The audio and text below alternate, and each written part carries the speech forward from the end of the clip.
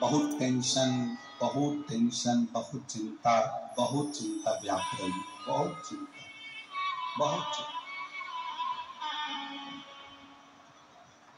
बहुत चिंता में ग्रसित। हल्दी का लेपन जलाधारी पर करिए।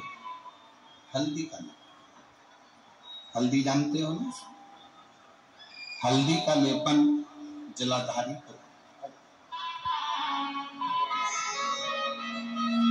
कितनी भी चिंता व्यापे, कितनी भी परेशानी चल रही हो, थोड़े दिन बाबा की जो जलाधारी है, इस जलाधारी पर हल्दी का थोड़ा सा लेपन करिए।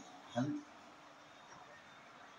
और हल्दी का लेपन कर कर जिस पात्र से शिव जी को जल चढ़ाओगी, उसी पात्र पर अपनी 3 उंगलियों का स्पर्श हल्दी का कर कर फिर बाबा को कुंदकेश्वर महादेव के नाम से जल चढ़ाना प्रारंभ।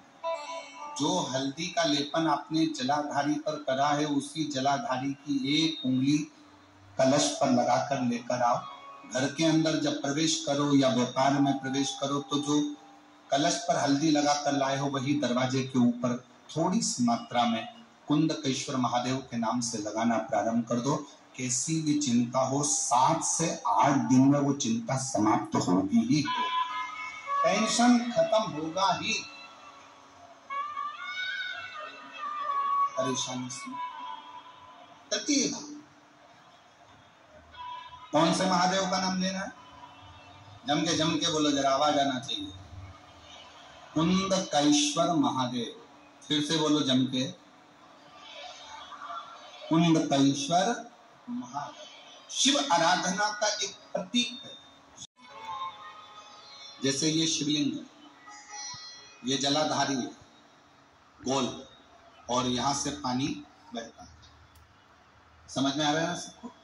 ये शिवलिंग जलाधारी, यहां से जल बहता है। जिस नारी को अगर गर्भाशय में गठान हो जाए, गर्भाशय से जुड़ी हुई प्रॉब्लम हो, रजो धर्म से जुड़ी हुई तकलीफ हो, रजस्वला धर्म से जुड़ी हुई तकलीफ हो, कुछ भी प्रॉब्लम अगर नारी से जुड़ी हुई है, तो जल शिवलिंग पर ना चढ़ाकर अगर औषधि के लिए कर रहे हो, तो ये जो जलाधारी है गोल, इस जलाधारी पर, इसको कहते हैं पार्वती जी का हस्त कमल। इस जलाधारी पर जल को आप चढ़ाना प्रारंभ करें। 3 बार उस जल को शिवलिंग के आसपास चढ़ाइए, पर शिवलिंग पर समर्पित ना करते हुए जलाधारी पर जल समर्पित करें, और उसी जल को झेल कर पीने का प्रयास करें। लगभग 15 दिन भी अगर आपने रेगुलर कर लिया, तो निश्चित है कि रजो धर्म से जुड़ी हुई समस्या आपकी समाप्त हो। ये हस्त कमल मां पार्वती का स्थान, ये शिवलिंग शंकर जी का स्थान, बीच में जो मोटी सी लाइन रहती है वो अशोक सुंदरी का स्थान, ये गणेश जी का स्थान, ये कार्तिकेय का स्थान, ऊपर से जो एक एक बूंद पानी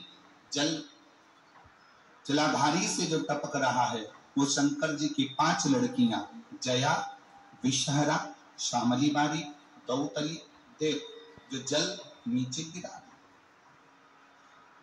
इस स्थान पर जब हम जल समर्पित करते हैं, तो कितना भी बड़ा प्रॉब्लम, कुंदकेश्वर महादेव का नाम लेकर आप जल का आचमन करिए, उसमें श्रेष्ठ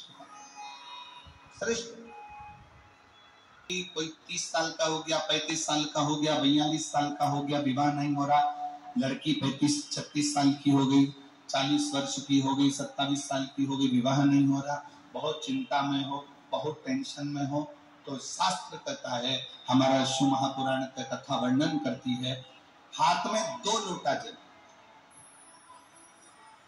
2 लोटे जल लीजिए, और दोनों लोटे जल से शंकर भगवान का, जिस लड़का लड़की का विवाह नहीं हो रहा, उसी का हाथ से शिवलिंग पर दोनों लोटा जल आधी आधी मात्रा में चढ़ाइए। मतलब थोड़ा थोड़ा जल कुंदकेश्वर महादेव के नाम से चढ़ाइए, वही जल लेकर जाइए, और बेलपत्र के वृक्ष के नीचे उसी जल से 7 धार, पेड़ की परिक्रमा करते हुए 7 परिक्रमा उसी जल से, दोनों लोटे जल से 7 परिक्रमा कुंदकेश्वर महादेव के नाम से करवा दीजिए। उसका विवाह होकर ही रहेगा, निश्चितता में विवाह।